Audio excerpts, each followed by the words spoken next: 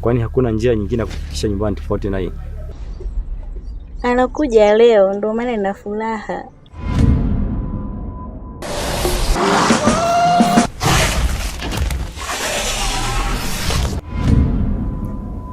Mpumbavu mwenzio yule.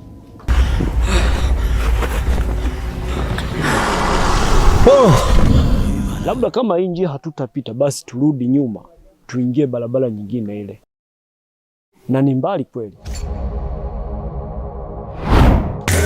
Kumbe ni mjinga au na akili eti?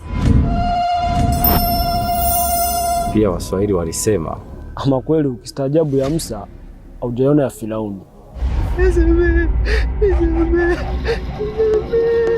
Eti tumepitwa na wakati. Wakati gani?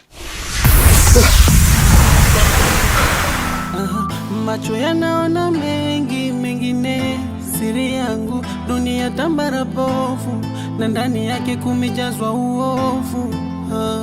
Macho yameona, moyo wa mtu kichaka. Ni mengi wameyaficha, yangu maono yananyonyesha. Dunia si mbaya, walimwengu wabaya.